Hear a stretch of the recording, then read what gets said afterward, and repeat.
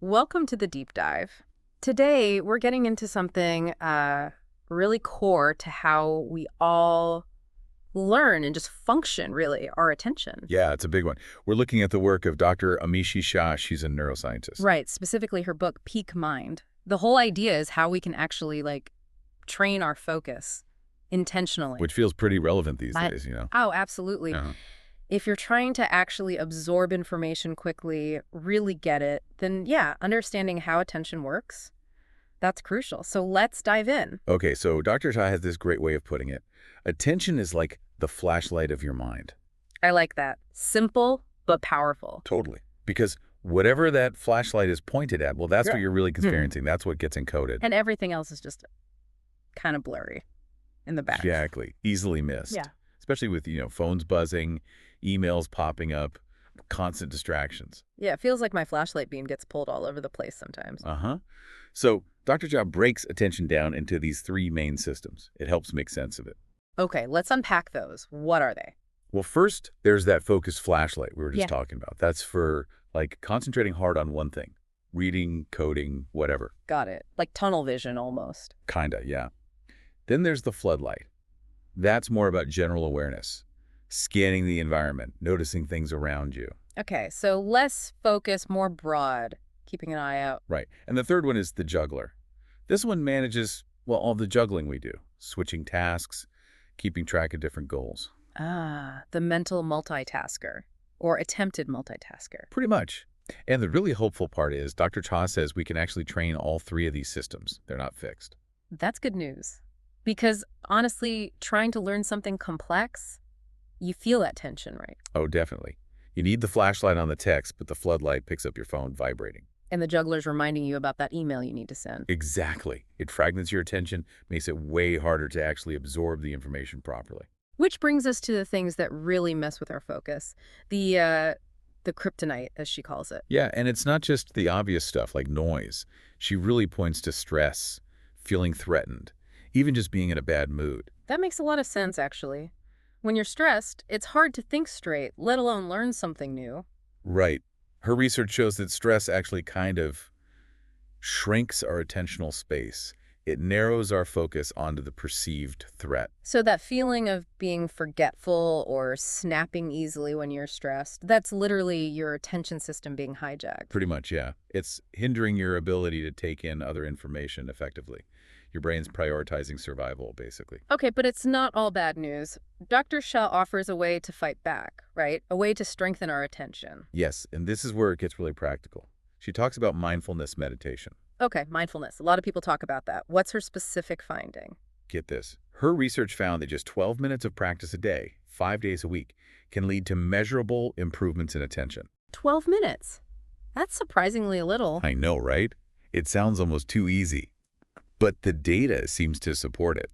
So what does that practice actually involve? Is it chanting and incense? Huh. No, not necessarily. It's actually very straightforward. Basically, you sit comfortably, focus on the sensation of your breath, Okay. and then, inevitably, your mind wanders off. Thoughts pop up. Which it always does. Mine does. Constantly. Totally normal. Uh, And the key moment, the rep, or the mental push-up as she calls it, is when you notice your mind has wandered. mm-hmm. And you gently, without judgment, just guide your attention back to your breath. That act of noticing and redirecting is the exercise. So it's not about achieving a totally blank mind. Not at all. It's a common misconception. It's about building the skill of noticing where your attention is. Ah, okay. That sounds more achievable. She calls that meta-awareness, right? Being aware of your own awareness. Exactly. It's like you step back for a second and see, oh, my flashlight drifted over there thinking about lunch. And then you just gently move it back. Yeah.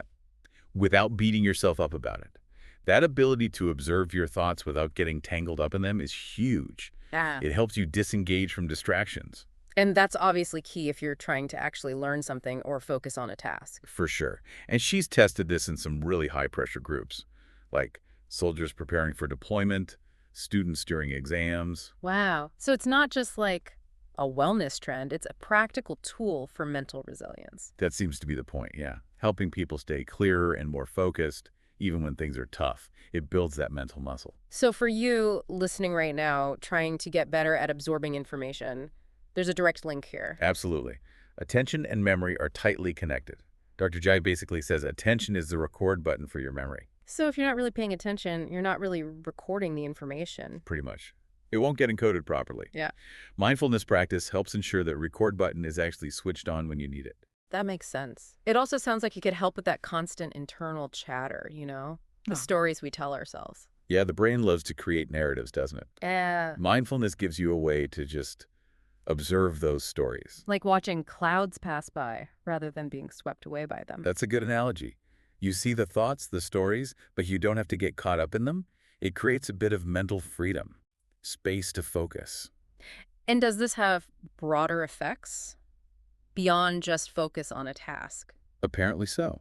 Dr. Ha suggests that training your attention can actually expand your perspective generally. You become a better listener, for instance. Because you're more present, less distracted by your own thoughts when someone else is talking. Exactly. More present with friends, family, colleagues, and ultimately more resilient overall because you're less reactive, more aware.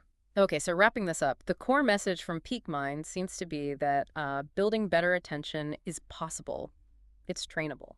Yeah, and it doesn't require some massive life overhaul. Just that small, consistent investment, 12 minutes a day. Treating attention like an asset, something to cultivate, not just something that gets spent by distractions. Well put. It's like Dr. Shah says at the end, something like, the mind can be trained to be clearer, to be wiser, and to be free. That's powerful. It really puts the agency back with us, doesn't it? It does. It suggests we have more control over our mental state than maybe we think. So maybe something for you to consider. Just taking a few moments, maybe even right now, just notice your breath. See where your mind goes. Yeah, no pressure, just curiosity. Exactly. It's a small step, but maybe one that leads to, well, clearer thinking and just being a bit more present in your own life. Worth thinking about.